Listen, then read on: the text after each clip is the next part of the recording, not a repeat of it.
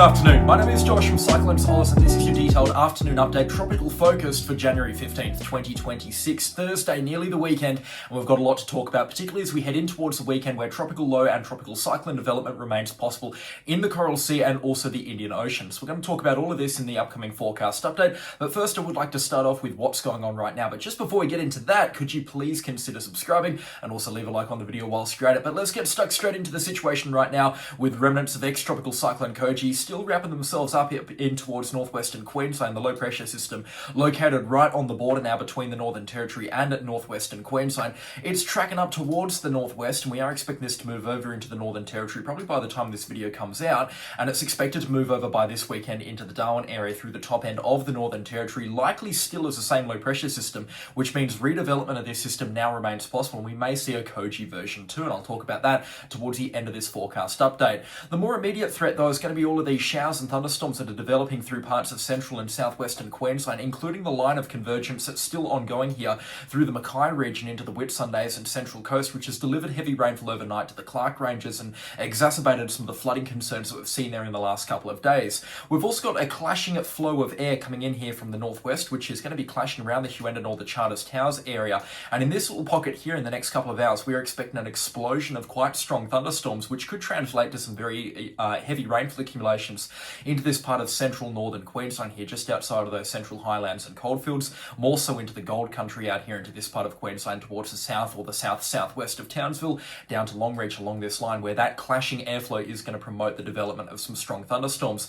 Not to mention the continuing of these strong thunderstorms here into southwestern Queensland. They've still got maybe about 48 hours left before they should whittle away, and that's dropping some patchy but very heavy rainfall accumulations in multiple locations, and as such we are seeing a bit more of a flooding concern in the Paru and the Diamantina River catchments. Anyways, pushing this forecast forward, you can see that explosion of shower and thunderstorm activity quite distinctly on the numerical forecast modelling here. If we have a look at our convective forecast modelling, you can see that we're actually expecting, a hell of a lot of thunderstorm activity through here and some very intense rainfall accumulations later tonight. There may even be a few spots getting above 100 millimetres, and in one or two locations we could be looking at falls here getting closer to 250 millimetres. These are tropical downpours in all their glory as we enter in towards peak wet season, so pretty concerned in terms of how much rainfall could fall in some of these locations, but the worst of the rainfall should steer clear out of northwestern Queensland. These areas have been flood ravaged lately, and central Queensland, these areas are about to be flood ravaged and have already been flood ravaged. It looks like this rainfall is going to remain in this corridor here, which means flood-ravaged locations are going to kind of connect up here, and a lot of flooding is expected to result, particularly tonight, flash flooding, definitely a bit of a concern. Pushing these forecast models forward, though, you can see the modelling is taking this system here towards the Northern Territory, and we are expecting the low-pressure system to actually survive, and what that means is redevelopment of this system becomes a lot more possible, but it's also likely to be classified as the exact same system.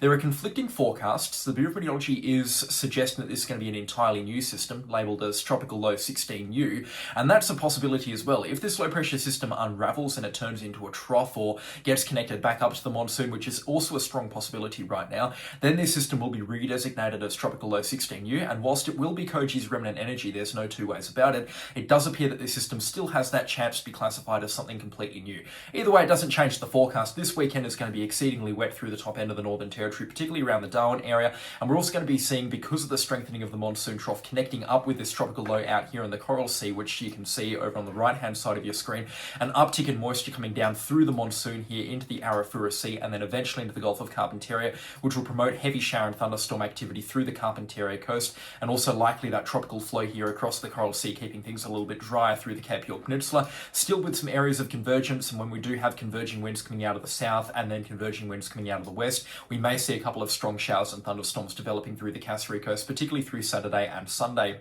But you can see, for the most part, the dry weather does continue a little bit for the Cape York Peninsula. Still a few showers and thunderstorms here, but it's not going to be until early next week when the development of this monsoonal low-pressure system offshore into the Coral Sea really does begin to take shape. So let's just turn this video into a Coral Sea update just for the time being. We will go back and revisit Tropical Cyclone Koji in just a second, and we'll also touch on a developing WA cyclone threat in a few minutes. But we do have a couple of things out here that we need to be talking about in the Coral Sea. So let's pull this forecast back to right now, day dot, and have a look at the satellite imagery as well, we do have an area of interest out here. This is tropical low 14U, so keep that in mind. And this system here is heading up towards the northeast, and we're expecting development to be slow over the next couple of days, but nonetheless, it is expected to develop as it approaches Vanuatu. It's then expected to make a U-turn back towards New Caledonia, and in this black outline here, there is a chance of tropical cyclone development, which means forecast models are now favouring this system becoming a tropical cyclone.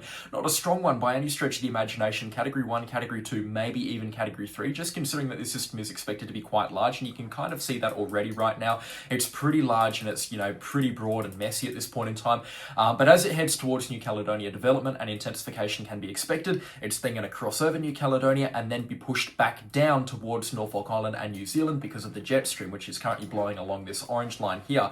And that also means that a tropical cyclone here, if it does develop around New Caledonia, kind of can't move anywhere closer to Australia compared to where this orange line is. So it can turn towards Australia, but by the time it gets close enough to Australia, it will be shifted back down towards the southeast, which means the chance of a tropical cyclone impact on Australia is effectively zero, at least from this system here in the next week or so. This is not going to turn towards Australia, and no matter what we're seeing on some of the forecast modelling right now, some of the forecast modelling is pretty whack from this system, all things considered. That jet stream is still strong enough and still prominent enough to steer this system away from central and southeastern Queensland, and subsequently no tropical cyclone impacts are expected. So don't let anyone tell you that we are looking at a tropical cyclone impact through Queensland.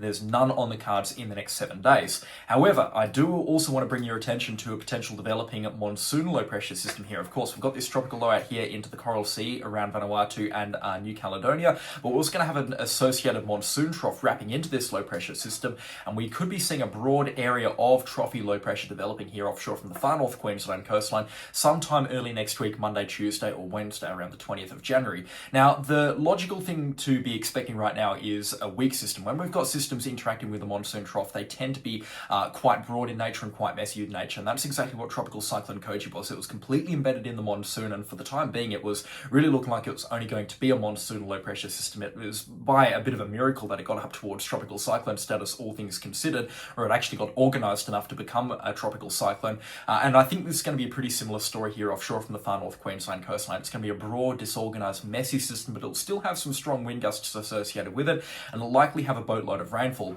The good news is, for the most part, this system's not actually going to be turning towards Queensland at any point in its lifetime, more so turning away from Queensland. So once it does develop close to Queensland, it looks like it's going to head out into the Coral Sea, and I can show you that with the forecast modelling right now. You see that white area, that continues to be that trough and then that low pressure system.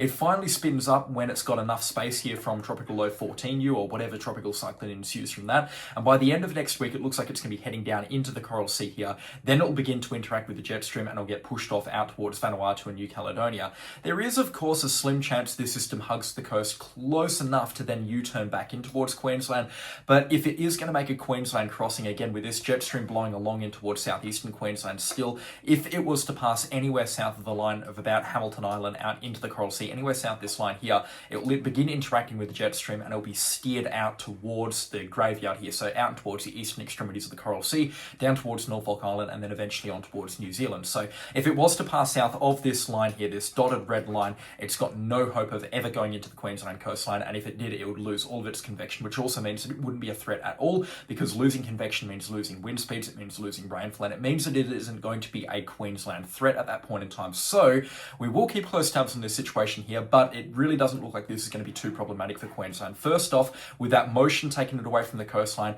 and the fact that it can't actually bend back in towards Queensland in any significant capacity without being ripped apart by the jet stream, it means that rainfall is looking likely to be taken away from the Queensland coastline as a result. Don't get me wrong, a low pressure system developing close to Queensland's coast on Monday, Tuesday and Wednesday will sure bring some heavy showers and thunderstorms, and if this forecast does change and instead of seeing the development here out into the Coral Sea, we actually see it in the Gulf of Carpentaria, which is what I'll show you in just a second and what some forecast models are actually favouring, then this system will track over the Cape York Peninsula and drop a boatload of rainfall across the far north Queensland coastline. It'll be rainfall that they can handle, but it's still a possibility, and we still could be talking about some significant flooding as a result up into this part of Queensland. So definitely an aspect of the forecast that I want to be keeping close tabs on at this point in time. It's just that right now the most likely situation here is that this system pulls away from Queensland, and that this system here, whilst turns towards Queensland, heads back out into the Coral Sea. All of these systems ultimately heading towards the southeast. and away from the Queensland coast. So that would be good news indeed. It's a complex and a nuanced forecast, and there's a lot to understand here, a lot of moving parts, but they will all come out in the wash, and they'll be pretty simple to understand by the time we get out towards next week. But in terms of significant impacts right now, nada expected across northern Queensland. Let's just shift focus back towards the Northern Territory and Western Australia. I've got some interesting graphs, so don't switch off just yet. That I'll show you in just a few moments. But for Tropical Cyclone Koji's remnants, it looks like development is likely to occur around the Joseph Bonaparte Gulf or into the Indian Ocean. And a bit of an interesting fact here is that the remnants are likely to head up towards Darwin, and the remnant energy here is likely to head up towards Darwin, and we're going to see a contribution of this energy here be dragged out into the Arafura Sea, and then they'll become the Queensland system, and then the other half of this energy here also getting out towards the Joseph Bonaparte Gulf and the Arafura or the Timor Sea, and becoming another tropical cyclone here offshore from Darwin. Now, whether the remnants of Tropical Cyclone Koji actually make it out towards the Indian Ocean is still up for debate right now, but either way, we've got two systems that are completely locked in, and that this is a non-negotiable in the forecast. A rainfall depression at the very least associated with a monsoon out here, which will have some of Koji's remnants. It could actually be all of Koji, and as tropical cyclone out here in the Joseph Bonaparte Gulf after about the 20th of January, which will also have something to do with TC Koji's remnants as well. So we will keep close tabs on this situation, but those are the two non-negotiables right now, and what kind of ensues or how they develop still up for debate. But again, the fact of the matter is these are non-negotiables right now. Now, if Tropical Cyclone Koji's remnants or Tropical Low 16U, whatever this system becomes, can get itself offshore into the Indian Ocean, it's going to have a birthday party. There's no two ways about it. The conditions are so favourable offshore from the Indian Ocean or in the Indian Ocean. We've got sea temperatures approaching on 32 degrees, close to the coastline, 31 degrees out into the open ocean. Wind shear is very, very minimal out here into this part of the Indian Ocean as well at this point in time. Actually, if we were to take a look at the current sounding for right now, if we were to take a bit of a look at a sounding right now, you can see wind shear into the mid-levels over here. It's basically zero. So a tropical cyclone getting itself offshore here will be in a very favourable environment, very high humidity coming in from the deep tropics. Wind shear values between about 5 to 10 knots, which is perfect for tropical cyclones. It'll be just enough to enhance outflow without completely shooting them apart. And it'll also be perfect because the sea temperature is just absolutely immaculate for these tropical cyclones. So something to get itself offshore into the Indian Ocean will be a big concern for Western Australia. There's not actually that much that could stop the system apart from the system itself. So that's definitely a bit of a concern right now.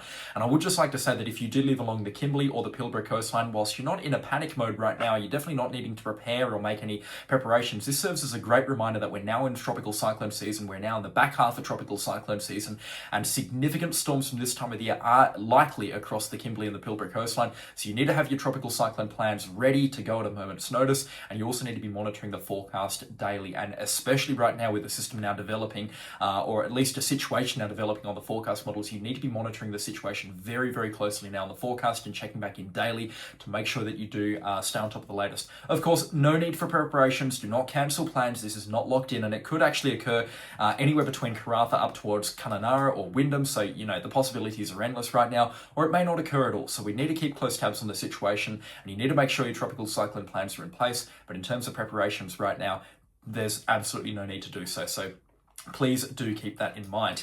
Now for those interesting graphs that I want to be showing you right now, this is a look at tropical storm strike possibilities. So this is a look at a low pressure system with gale force winds in excess of 34 knots sometime in the week between the 19th of January, so next Monday, out to the 26th of January, which is Monday or Australia Day. So this, you can see the scale up at the top here. Red areas or purple and red areas is low, green areas is moderate, and then once we start getting up into the blue areas here offshore from Western Australia, that is high. So what this basically is telling us right now is that the chance of a tropical cyclone developing offshore from Western Australia is looking pretty solid. The chance of a tropical cyclone out here associated with New Caledonia and Vanuatu is also, you know, somewhat solid, but the chance of a full-blown tropical cyclone out here in the middle ground is pretty minimal right now. But you can see there is a little bit of a surge here in the Gulf of Carpentaria, which leads me to be also inclined that this monsoon trough may actually develop a little bit earlier than usual, and that's why we are, you know, being on a bit of notice right now for potentially heavy rainfall early next week across far northern Queensland. That's just what I'm seeing right now, and that's also best showcased with this map here. This is actually a look at tropical low potential here. So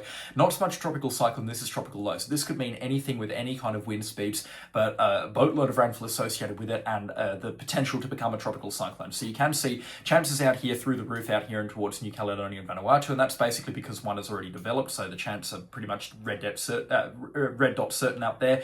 Up into the Kimberley area as well, you can see up here we've got a pretty high chance as well because of course, like I said, it's a non-negotiable. We're going to be seeing some kind of tropical low or tropical cyclone try and get itself spun up here offshore from the Kimberley coastline. Whether it's remnants of Koji or whether it's 16U, a completely different system, we'll just have to wait and see. But yeah, definitely something looking pretty solid up here chance-wise offshore from the Kimberley coastline. And you can actually see here the chance here into the Gulf of Carpentaria and the Coral Sea. The chance for tropical low a little bit higher out here into the Coral Sea, but I presume that's just because it's a more favourable environment, generally speaking, because there's less land interaction. But we've also got that surge in chances here into the Gulf of Carpentaria. So this will also be an interesting fact to watch here. And depending on where this system does develop, whether it develops here, we'll see limited rainfall across far northern Queensland. If it develops out here, then we'll see maximal rainfall across far northern Queensland. So there's two kind of options in this area here. And this is definitely the area of uncertainty in the next 10 days. This is the zone that we've got no idea what's going to be happening. This is locked in. This is locked in. In terms of tropical low, one is pretty much certain to develop in this area, but in terms of impacts and whereabouts, we've got no idea at this point in time. I do hope that all does make sense though, and if you have enjoyed this explanation, then please consider leaving a like and also subscribe to the channel if you haven't already. A massive thank you to our channel sponsors. Their names are on screen right now. I could not run this show without them, and of course their support is, as always, massively appreciated. That is going to do it though for me this afternoon. More updates over on the Facebook page, including thunderstorm forecasts for southeast Queensland. I'll get back to as many comments as I can throughout the course of today as well, so if you've got any questions, then please consider leaving them below, and I'll catch you all in the next storm. I'll see you tomorrow. Goodbye.